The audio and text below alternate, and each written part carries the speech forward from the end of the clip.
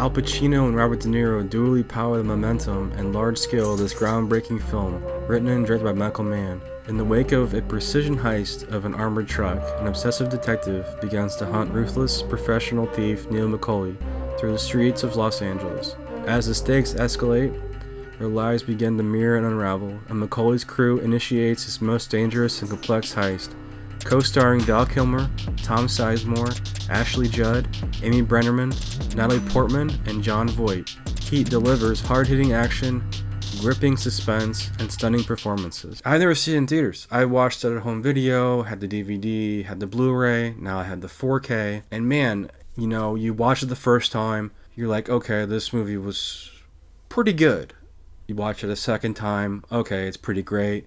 You watch it a third time, awesome, epic. You watch it on 4K UHD, fantastic. I mean, this movie, it just keeps getting better the more you rewatch it, and you kind of put the pieces together. This really is Michael Mann's his masterpiece. I mean, to be honest with you, as much as I love Thief, there's a lot of that in here. There's a lot of like real knowledgeable ways that you could rob things, and you know, Michael Mann did his research, of course, talked to criminals and all that. The Heat project for Michael Mann has been a lifelong passion for him. I believe he even based a TV pilot off of an early draft of Heat. It's fascinating what he's done with this movie, casting Pacino and De Niro. First of all, it was an amazing score. We followed De Niro for a while, and we followed Pacino's character, who's after De Niro's character, and then they finally collide in that epic, masterful masterclass of acting at the coffee scene. So Pacino pulls De Niro over and is like, "You want to get some coffee?" So it's kind of like they're not going to shoot each other. They try to understand each other, and I think they do come to that understanding. And as we go on throughout the film, and if you haven't seen the movie, I highly recommend that you do. Every character has their motives, has their whole story, the whole backstory. It's all there. It's all laid out, whether it's through visuals or through the dialogue. We know these characters, and we start getting used to this world. You know, we start really rooting for McCauley's guys. You know, Robert De Niro's guys. You know, Val Kilmer is one of those guys that we root for, and his character arc with Ashley Judd as his wife, and their relationship and their dynamic. Val Kilmer plays a character named Chris, who happens to be a compulsive gambler. So he's got a lot of gambling demons and a lot of debts. So he's ready for the next score. You have Tom Sizemore in here as part of the gang, and Danny Trejo, which I believe he plays a character named named Trejo. This movie has it all, and then not only that, it's like the point man, the guy that gives McCauley the scores, is played by Jon Voight. And then there's Natalie Portman, who's on the Pacino side. He's on his third marriage, and this woman he's married to, she has a daughter played by Natalie Portman, and they have a bond. They have a story arc. She has her own demons. She has her own issues. De Niro and Pacino's characters are so passionate and so work-driven. They have no time for personal attachments. And that's kind of McCauley's code. Don't have any attachments that you can't walk away within 30 seconds of sensing the heat around the corner. I butchered that, but that's the gist of it. Have no attachments. Pacino's character has no attachments because he's so work-obsessed with hunting these thieves, catching criminals, and putting them in the way. That's his passion. That's what he's married to. Married to the job. And I think when these characters meet for coffee, that really is the culmination of that, and then they break off, and it's such a rewarding, satisfying ending that it's experience someday I hope to see in theaters. As far as the 4K UHD restoration, I think this film, in my opinion, has never looked better. Restoration was supervised by Michael Mann himself. I believe he even delayed the restoration for a certain time just to get it right. You know, it looks like a film print. It looks great. There's so much detail and dark and gritty. The movie is mostly at night. I want to say 80% of the movie is at night. So you have a lot of the dark tones and a lot of neon lights, and this movie really signals 90s LA in a unique fashion. You know, you see the underground of LA. You don't see the normal touristy places. You see the gritty streets of LA and the vice culture of LA. There's that bank scene where they rob things, and the sound design of this movie It's not an Atmos track, but they kept the same sound design from the Blu-ray. And man, when that scene with the bank robbery, the gunshots, the echoing of the city, the fact that Michael Mann paid attention to so much detail, used the sound from the actual recording of gunshots live recorded into the microphone, it just takes it to another level. It adds another layer of believability and realism. I think that's what I appreciate most about Michael Mann's work, is he really puts the effort into the details, does his research. You know, cool steelbook, very basic, but what you get here is a wonderful restoration of an epic film. And if you haven't seen Heat, highly recommend it. Please go out and watch Heat and let me know what you thought of the 4K.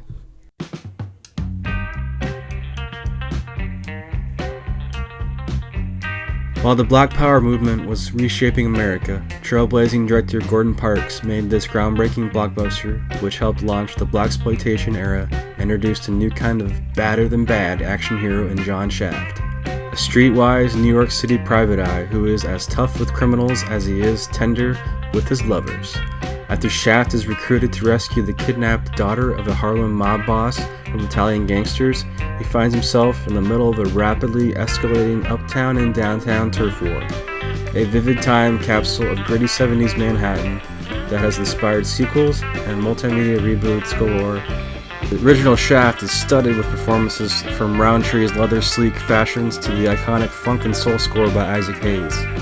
From the Criterion Collection, this is Shaft. So Shaft is iconic in the way that we get right into it. You hear the funk, the soul, you feel the city. You see this guy walking, the mustache, the leather jacket, walking around town, talking to anybody, white, black, whomever. He's talking to, he's fully integrated into the city. This is our hero. This is our superhero that we're going to follow. This is Shaft. And we have the iconic score from Isaac Hayes. Just what a way to start the film. And there's a lot of fun dialogue. A lot of great lines. Richard Roundtree has so much charisma. Now, Gordon Parks was originally from Kansas, and he also was a famous photographer. And this was his second major film with MGM. The story is it's simple, but it's based on the times. You have this turf war between the Italian mob and then the Harlem mob. Shaft's stuck in the middle between both because he has connections with both. You know, he's trying to unravel the whole mystery. There was some shocking stuff here. I mean, there was some great twists and turns that I won't get into. So if you haven't seen Shaft, you need to see it. I think it's a very important film. It started a whole genre of blaxploitation movies. You have a black lead, which was a rare for the time. A black superhero, essentially. You know, we have the black character giving it back to the white man. I mean, there's a scene where this white guy is comparing Shaft's skin color to a black pen, and he's like, "Are you black enough?" And then Shaft holds up a white coffee mug to the white guy, and is like, "Are you white enough?" And this Criterion release is a 4K UHD inclusive Blu-ray. It's a new 4K digital restoration. The Blu-ray also has Shaft's big score, which is the 1972 follow-up. This thing is loaded with special features, so if you're a big Shaft fan. And of course they have the cool inner liner notes. And then there's an essay here as well. So a lot of historical background of Shaft. And I mean, look at this. This is great artwork from Criterion. I definitely highly recommend Shaft. This is one that you guys have to see if you're a film lover, filmmaker. Shaft comes highly recommended.